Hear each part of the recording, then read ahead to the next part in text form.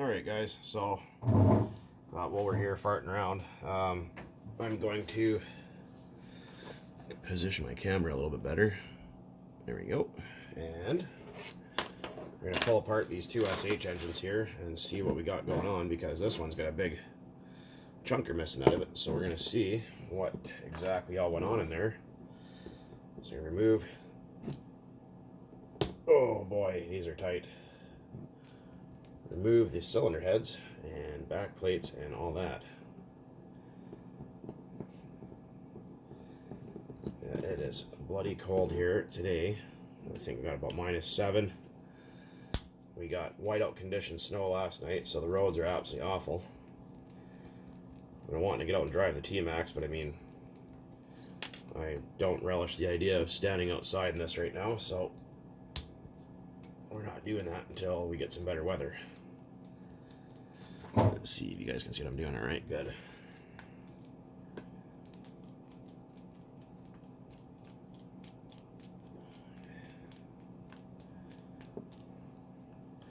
Probably need to use a little bit of heat to get this guy apart here. This block's already gacked, so we're not going to really worry about that. All right. There's our head button and gasket. Let's see the copper on there.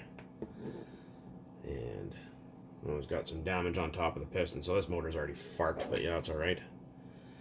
I have rebuild parts for this engine. I got a new piston and sleeve. I think I got 2 of them actually. So we can put her back together, all brand new. These little SH engines are actually pretty good. If you go on A-Main Hobby or sometimes on eBay, you can actually find the ABC upgrade piston and sleeve for these and make them even better. Make them last a little longer. And that's what I intend on putting in here. I'll probably get a new rod bearing, pin, whatever else.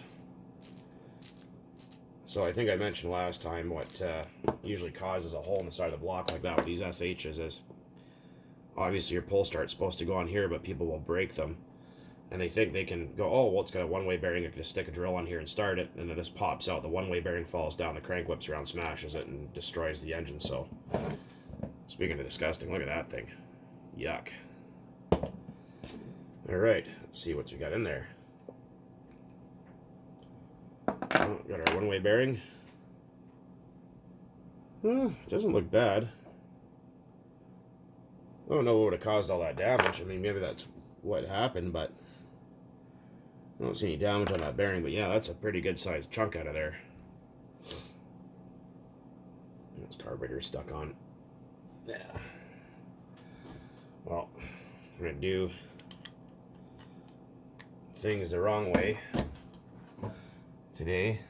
I might have to get a socket, so I'm going to try and find one that size. I will be back in a moment.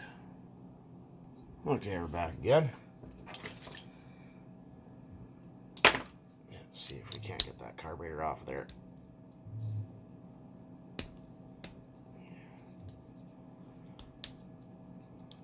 Oh, there it goes. Oh, stuck. There we go. Get our O-ring out of there. This thing has really been boogered with. See if that sleeve will come out. Probably not. Alright, so we're going to apply some heat to said engine and get some stuff going here.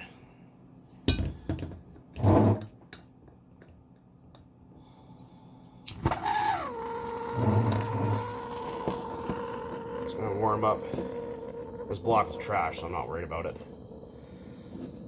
Heat up the block. Just to take it apart for fun. You'll notice that you'll see the varnish start to bubble. You don't need to heat it up this long usually, but whatever. Like I said, this is just a junk engine, so we're not really too worried about that. A little bit of heat on that. And grab our mitt. And we're just going to use a wooden letter opener and push up on that sleeve if we can. There we go. It's gonna be degrees. Okay. There you go. That's removed. And then we're going to pull off our connecting rod. Like I said, this engine's already wasted, so I'm not really too concerned if we heard anything here. Just wanted to pull it apart on camera for fun. Yeah, it's all stuck in there pretty bad. There you go. I'm going to try and get that off there. Be right back. Alright, so that thing right there isn't coming off of there for whatever reason. Probably cross-threaded or something like that. So we're not going to worry about it, but we'll get that out of there at a later date. There's a different kind of crank in here anyway, so we're not really worried about that. That's going to go in the junk bin. And this one is the other SH18. I just pulled it apart really quick off camera. But you can see what I was talking about. ABN, see how it's like looks like a piece of steel? This one's brass. That's what I was talking about. So this one either is a new model or they upgraded that part. And we're going to have to do the same treatment and heat this guy up a little bit. So we're going to do that. We might be able to salvage this engine here. A little bit of cleanup work. And use it in whatever we want to use it in. Just going to heat this guy up a little bit. These SH18s, the connecting rod fitment to the crank is really tight. So they can be kind of a pain in the ass to get them apart sometimes. And you have to kind of finagle with the connecting rod a little bit, but that's just par for the course of these things. Other than that, they're pretty good little small block. A lot of power. And cheap. You can pick these up off eBay for about 90 bucks or something like that. Not too expensive. Right. Couldn't find my nitro chopstick there, so we're going to be using, this still actually got pretty good pinch left in it. Using this letter opener instead, which is made of wood, which is not going to hurt anything. If I can get up there with it.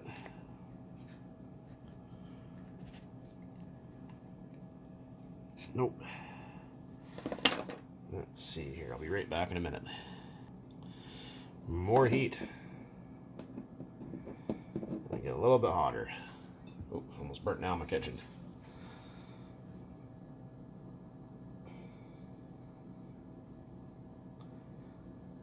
Yeah, so we got a handful of these engines we're gonna do on video, take them apart and see if we can't salvage one good one out of two or something like that. So you never know.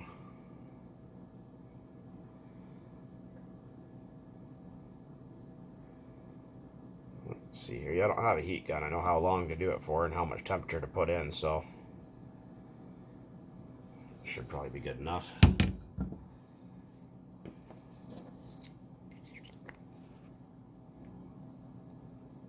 Oh, it's stuck in there really good.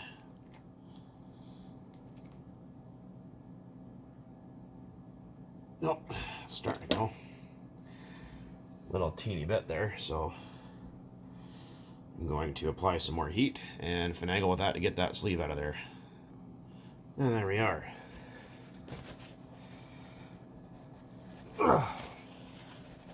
Oh. Wow, that was stuck pretty good. Okay, so you can see the difference in the sleeve here, how this one's brass and this one's, well, ABN. So obviously these ones need a higher castor oil content than these ones do, like I was mentioning before in some of my previous videos. Now we're going to try and hold on to this without burning my fingers off. And we're going to pull that rod up and out. Just got to get it positioned just right. There we go. Out she comes. There we go.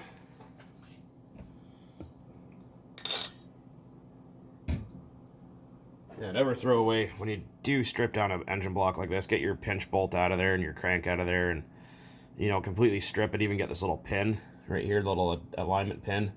Make sure you get all that kind of crap out of there because it's really good stuff to save and keep around. Alright, let's check out that piston.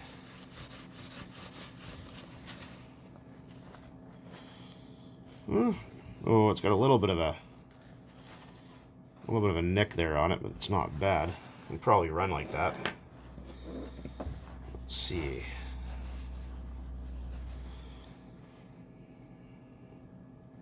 Yeah, like I said, these little grooves in the piston actually act like piston rings. They hold oil there for better sealing.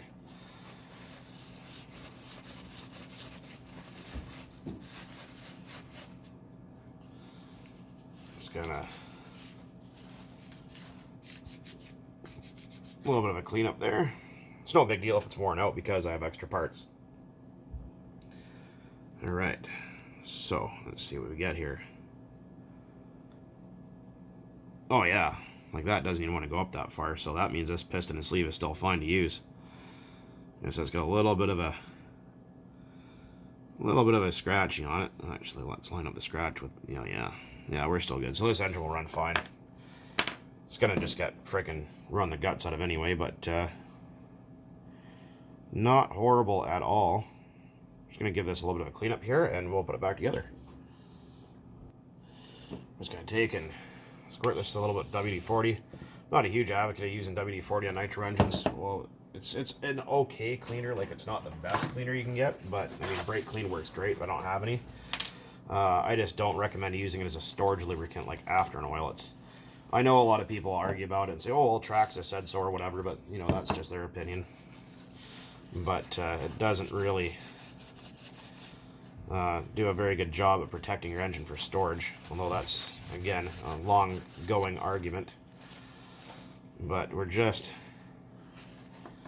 going to kind of clean up the stuff, the funk on it, so, because this is going to go into storage until because the bearings, they feel all right. They're not horrible. It'll run, but it should have a set of bearings thrown in it, and I will do that eventually. But for now, we're just going to kind of clean up all the junk on it and get it so it's not going to be sticky again, so it's kind of clean for the next time when I'm ready to use it or take it apart or whatever. So, and clean the inside of your crank, because having a dirty crank is not a good thing. That can go one of many ways, but yeah. So we're just gonna hose that out a little bit. Nothing too special. Yeah, freaking everywhere's out of brake clean right now. Same with starter fluid too, which is kind of annoying, but it's just the way it is, I guess. So obviously you guys have seen all the crap that's been going on over here in BC with all the flooding and all that racket.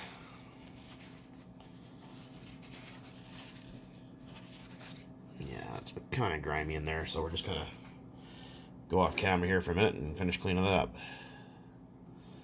Okay, so we're done with that. I mean, it's a little bit dirty on the outside, but whatever. Like I said, this engine's going to come apart again at a later date. So we're just going to give it some oil. Crank doesn't look... Well, I can't feel it with my finger, but it's fine. Good enough for the girls I go with, so that's all that matters, right? Let's check our pin fitment. Nice and tight, no play. That's a good sign. Stick our crank back in. Doesn't feel, I mean, it's a little, you can hear the bearings. They don't sound or feel particularly great, but it will live to fight another day. And we're going to grab that same, and this is, again, just 5W30 synthetic. It doesn't really matter too much. Like I said, a lot of people will try to put things together with WD-40 or try to run them on WD-40, which is absolutely stupid. So if you ever see those kind of videos, completely ignore them. But there we go. As like I said, WD-40 is, well, it's mostly kerosene, so it's not really that good at protecting moving parts. I mean, it's fine if you just kind of try to unstick something or whatever, but I mean, there's much better products out there. And for these, open side of the skirt of the piston faces towards the crank, like that.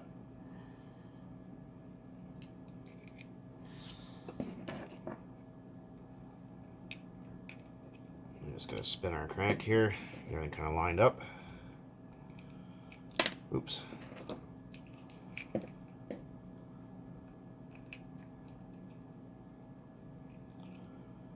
Just going to get it lined up just right. Then drop that guy, and it should sit right on there, turn over nice and free. Because what that big cutout in the pistons for is to make you guys can't see what I'm talking about here, but that the cutout side of the piston makes way for the counterweight on the crank, so that way it doesn't slam into the piston doesn't slam into the crank. That's what that's for. So keep that in mind. And put our sleeve back in, and we're going to line up our locator pin and just fart around to the piston. Usually if you just kind of wiggle the crank, kind of move things around, sometimes you get, oh, there it goes, get lucky. Line those two up, and you can feel that tight spot. You can feel it try to lift up the sleeve. That's normal. That means that the engine stall is pinched. That means the piston and cylinder is in good shape still. So this thing, again, like I was saying, will live to fight another day. Do that. Oh, there's no glow plug left in that one. Holy cow, I wonder what happened there. Well, that's for fun. See if that's for shits here. See if that glow plug still works.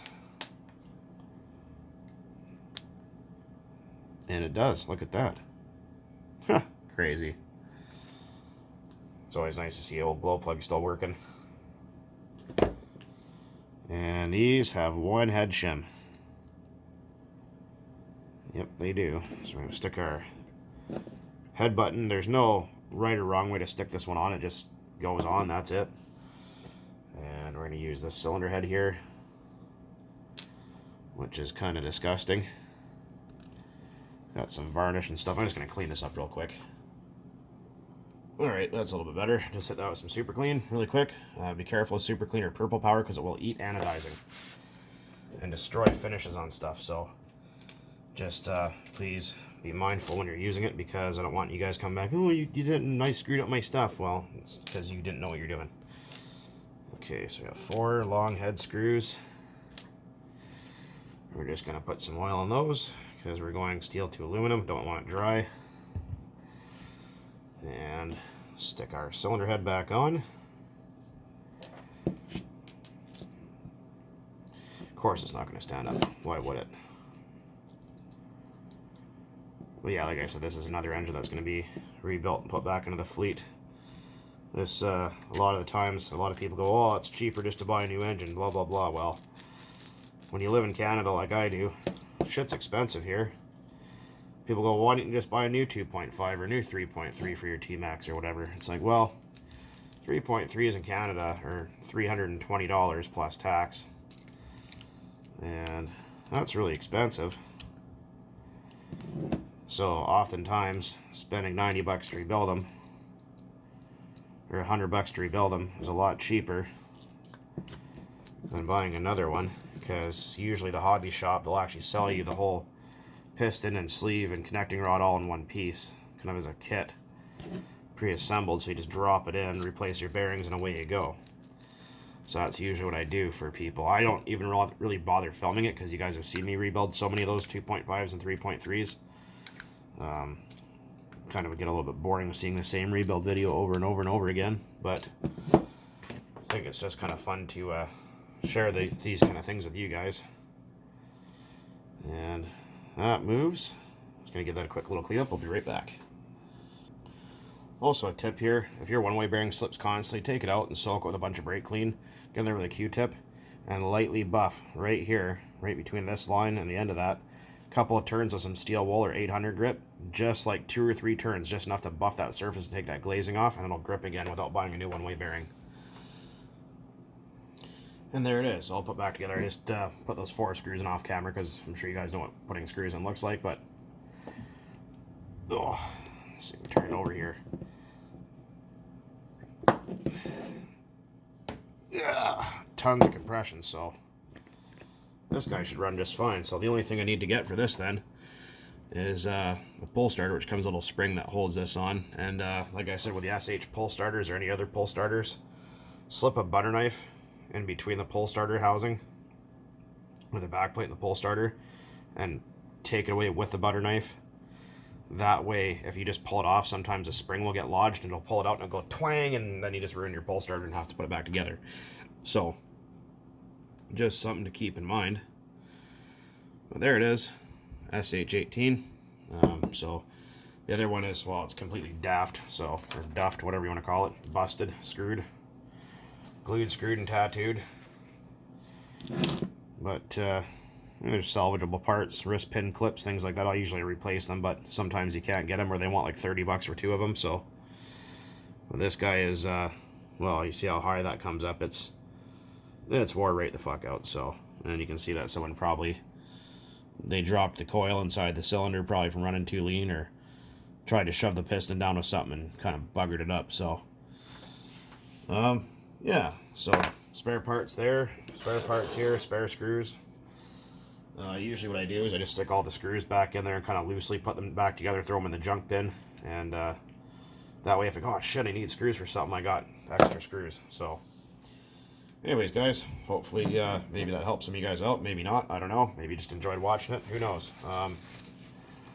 Yeah, I got all kinds of other freaking motors to take apart and whatever else. So anywho, look at that crusty thing. That thing's gonna be fun to put back together. Anyways, guys, you guys will see more on this at a later date. And as always, thanks for watching. And keep on burning nitro out there. Cheers. Later.